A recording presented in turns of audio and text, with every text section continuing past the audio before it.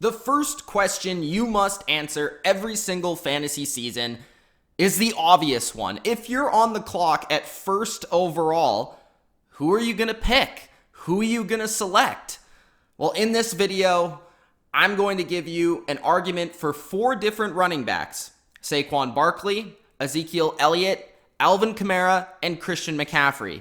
I'm going to narrow it down to the one running back I believe you should select first overall in fantasy drafts this season.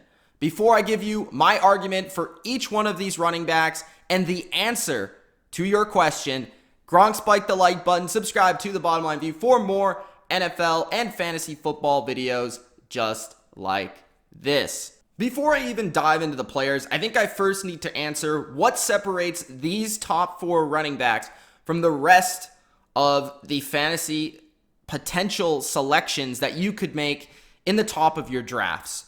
Well, there are 3 things that I look at when it comes to a first round pick in fantasy football and a top selection in fantasy football. It starts off with the pure amount of touches that a player is going to get. So how many catches are they going to have in a season? How many carries are they going to have in a season? I know it's very basic, but it's simple math. The amount of carries, touches, catches that you do get in a season, the more amount of fantasy points you can have for your football team. The next thing is efficiency. Which running backs take those amount of carries, catches, and turn it into potential touchdowns, turn it into big gains, and turn it into yardage and fantasy points. There are some players that get a ton of touches that don't really produce a ton of fantasy points because, let's be honest, they're not elite football players. And then the third thing that I look at is arguably the most important when separating a first round, low first round selection from a high first round selection, and that is being game script proof. There are players in the NFL, specifically at the running back position, that are game script proof. And what does game script proof mean? That means that when the game, they're losing 35-7, they still have a role in the offense. They're still catching the football. They're still running the football. They're still making plays for their offense. When they're winning 35-7, they still have a role in their offense. They're still putting up fantasy points. And that is the difference between running backs like Saquon Barkley, Ezekiel Elliott, Alvin Kamara, and Christian McCaffrey, and every other running back in the NFL.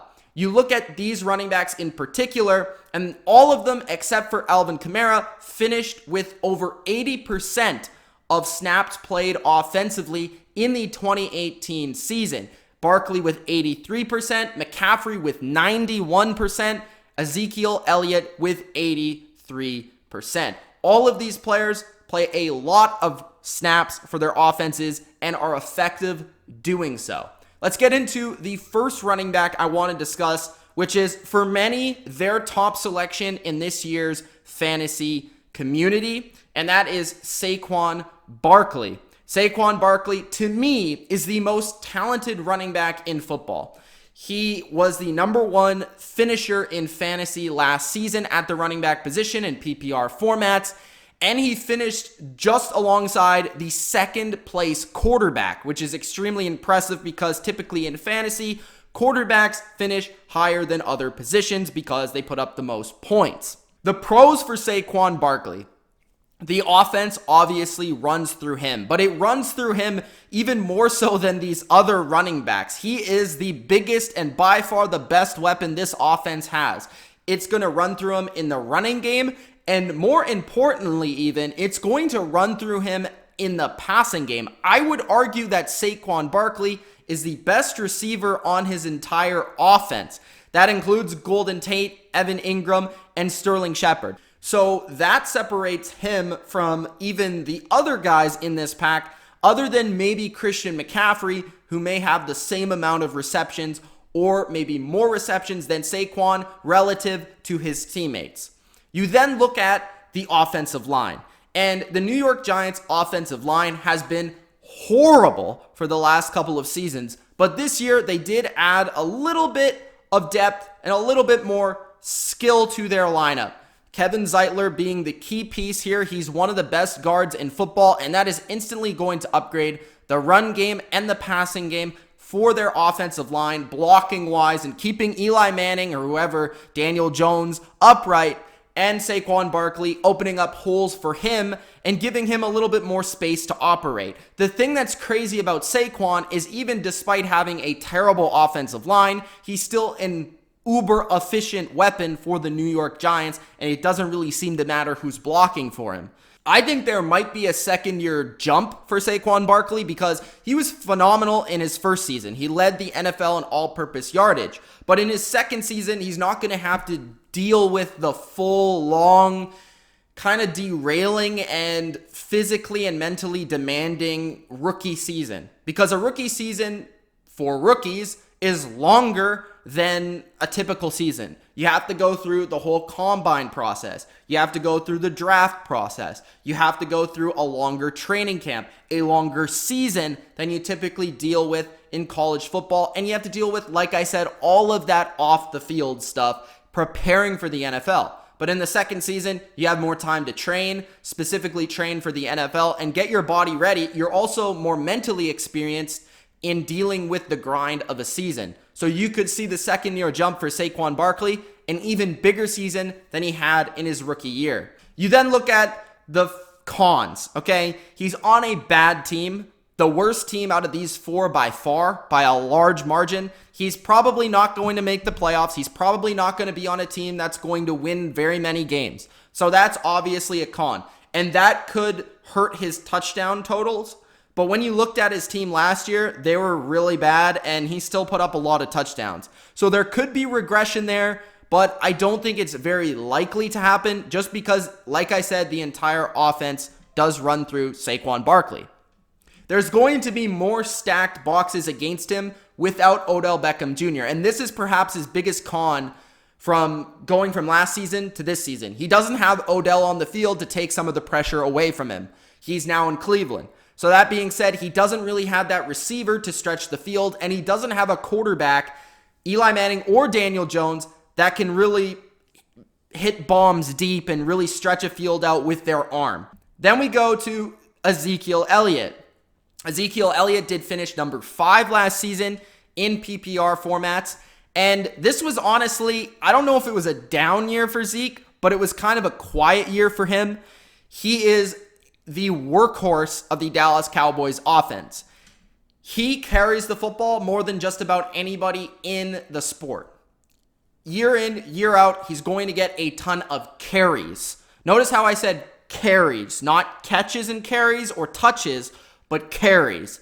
If you're in a standard league, I fully believe, spoiler alert, that Ezekiel Elliott should be the first overall pick because he is going to get probably the most yards in football, probably the most carries in football, and he's going to be amongst the highest in terms of touchdowns every season.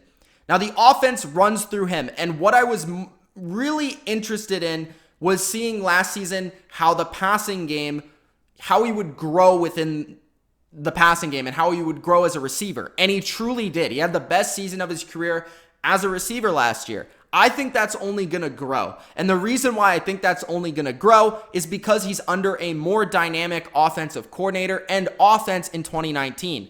Kellen Moore has now stepped in as the offensive coordinator of the Dallas Cowboys. Kellen Moore is a bright young guy that I think is going to improve the Dallas Cowboys as a team, and he's going to help Ezekiel Elliott in the fantasy world because he's going to allow him to get more catches, be more of a big focus in the offense in terms of receiving, because they have Amari Cooper, Jason Witten came back, but they lost Cole Beasley. So you could see Ezekiel Elliott possibly come in there and catch more passes, especially underneath, in the same way that Cole Beasley did last year. They have a better offensive line going into 2019.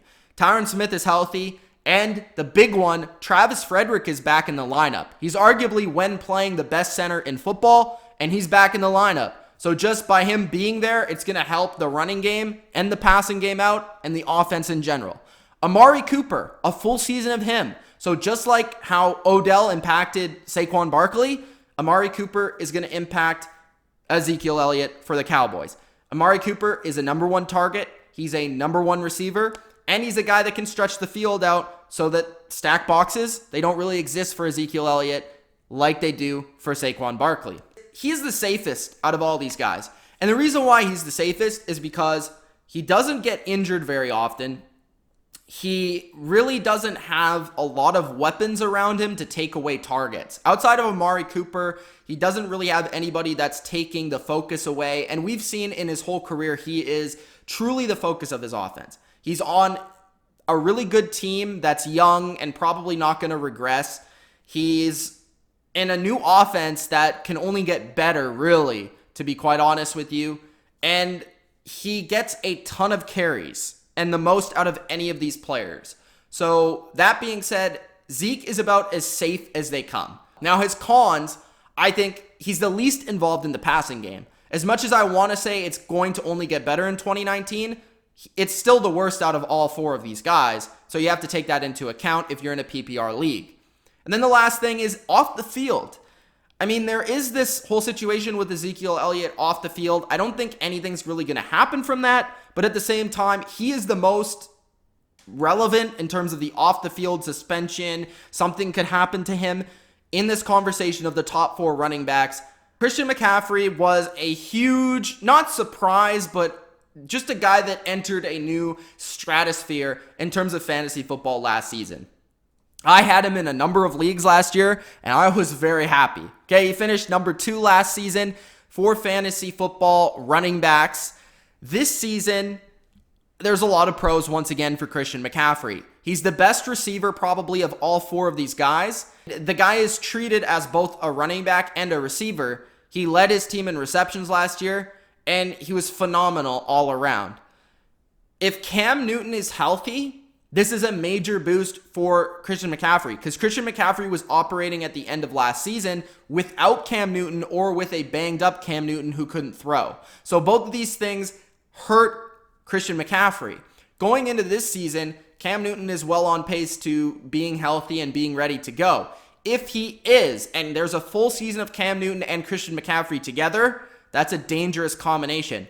Plus, none of these other quarterbacks, I mean, Dak Prescott, you could argue, helps Zeke in the running game, but Cam Newton, more than any running back in the NFL, he helps those running backs perform because of his threat to run and his threat in the read option and his threat as a runner in general. The Panthers are a good team. They should be around the playoff conversation. They're going to be winning a lot of games, and their offense is going to be strong. A lot of people don't realize when Cam Newton was healthy, this was one of the better offenses in general last season in 2018. Christian McCaffrey is definitely a guy that could go 1,000 and 1,000, meaning 1,000 rushing yards, 1,000 receiving yards. It definitely could happen. Christian McCaffrey, like I said at the beginning of this video, 91% of the snaps. He probably has the most work in terms of the most snaps played for any of these players. The cons for Christian McCaffrey, Cam Newton, okay? The pro is Cam Newton, the con is Cam Newton.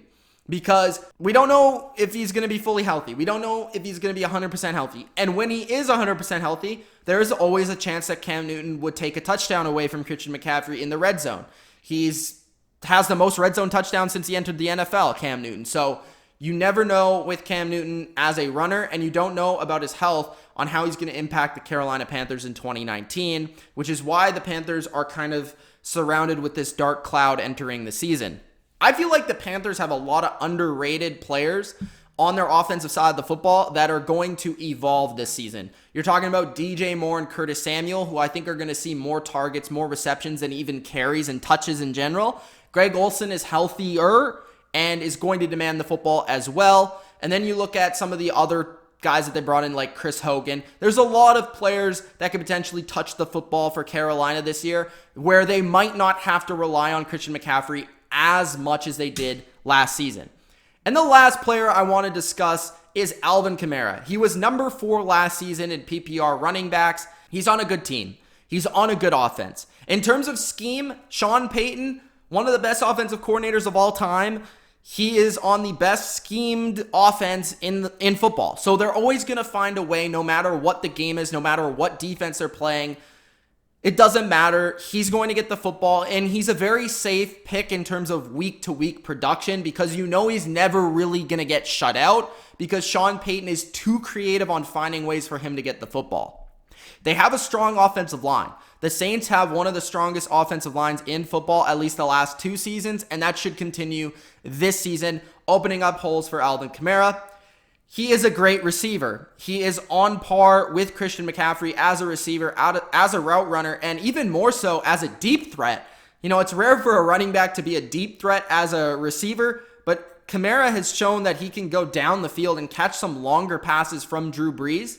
He is, unlike Saquon and Christian, though, he is the second target in the passing game because they do have Michael Thomas, who takes a lot of receptions away from him. But McCaffrey and Saquon, they are the number 1, while Kamara is number 2. But Kamara is in such an offense where he gets just as many catches as those guys do. And he's uber efficient. That's the biggest thing with Alvin Kamara. He's been arguably the most efficient out of all these guys. He could have more of a workload. Of course, Mark Ingram left. They still have Latavius Murray, which I think this is also a con because I think people are overlooking Latavius Murray. Latavius Murray is good. Don't get it twisted. He's a really good player, and he's going to take away carries and catches from Alvin Kamara. In a similar way to Mark Ingram, he's not as good as Mark Ingram, Latavius Murray is, but he's still going to touch the football and all that. So for Alvin Kamara, I think the Saints in general could be more run-heavy as a team. I think there's going to be less stress on Drew Brees. He's getting older, and I don't think they want him to carry the team the way that he used to. So there's going to be more running for Alvin Kamara in general. And the last pro is something that's often overlooked, but weather. The dome. He plays 8 games in a dome. You know it's going to be perfect weather. Sometimes for running backs and players in general, offensive players, fantasy, weather affects that. Whether that's in the snow, whether that's in the rain, Kamara does not have to deal with that for 8 games every season. The cons, okay? He has the least workload, at least thus far in his NFL career, out of all these players. He's probably the least talented. I think you could argue he's better than Christian McCaffrey, but it's very even. Brees could have regression this year. I saw it at the end of last year. I saw regression with their offense last year. Maybe this season you could see Brees take a step back, which would not be good for Kamara's sake. And he's never actually ran for 1,000 yards. He's only ever had 2 100-yard games. So a lot with Kamara is big plays, receiving, receptions, and rushing yards, which is the total monster of Alvin Kamara. But as a pure runner, he's definitely last on this list. So those are the 4 players. Those are the 4 arguments. Now for the moment you've waited for, the list, where I would rank each and every one of these players. Now, in standard formats, which rarely exist nowadays, but I'll just give it to you just in case you're one out there that still plays in standard formats, I would go Ezekiel Elliott, Saquon Barkley, number 2, Christian McCaffrey, number 3, and Alvin Kamara, number 4. In PPR formats, I would pick Saquon Barkley, number 1, Ezekiel Elliott, number 2, Christian McCaffrey, number 3, and Alvin Kamara, number 4. I had the number 1 pick this season. In PPR formats, I'm going Saquon Barkley, then Ezekiel Elliott at number 2. Thanks for watching. If you enjoyed this video, spike the like button, subscribe to the Bottom Line View, and comment below your opinion. Do you agree with my selection to take Saquon number 1, Zeke number 2, McCaffrey number 3, and Kamara number 4? We'll see you next video. More fantasy on the Bottom Line View coming soon. Peace out.